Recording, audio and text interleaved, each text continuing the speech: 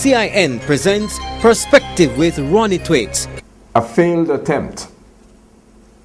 If the Jamaica Labour Party government was to rescue its shredded credibility at the Dudus Manat inquiry, Mr. Frank Phipps and Mr. Hugh Small had to do two things.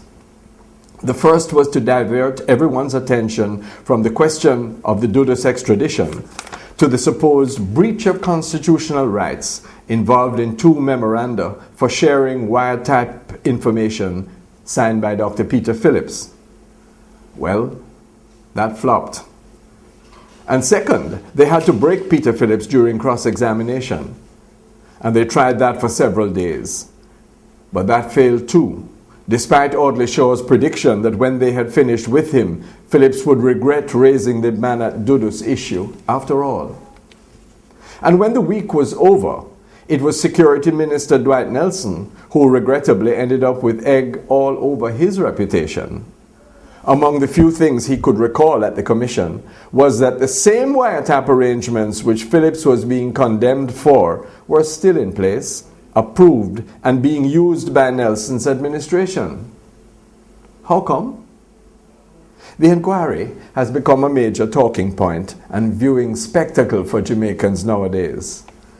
Food prices are going up, oil prices are making electricity and transportation unaffordable, and a declining economy is shedding thousands of jobs every quarter.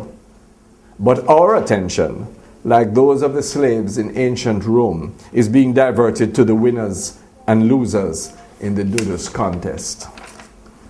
And it's going to continue that way, apparently, for some time.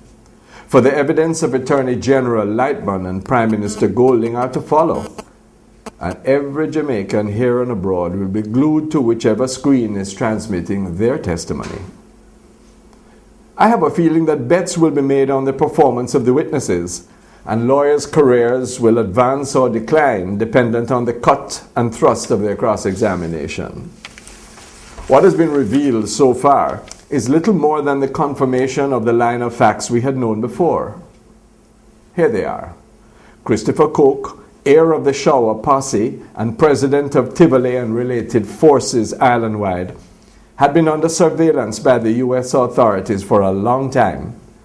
He was named in an extraditable indictment and was then covered for and protected by the government of the day, even to the point of retaining an American law firm to help them avoid the autoclaps. Until public sentiment uncovered the enormity and the danger of what was going on, and forced a reversal of the government's folly. Now, their effort to rewrite history is failing, and anything that can be trotted out to shift responsibility is being put forward. The public have been treated to a fine circus, but their reaction has an undertone of cynicism, of discredit and belief about leadership and governance. And that will not go away for a long time. Walk good, my friends. That's Perspective with Ronnie Thwaites.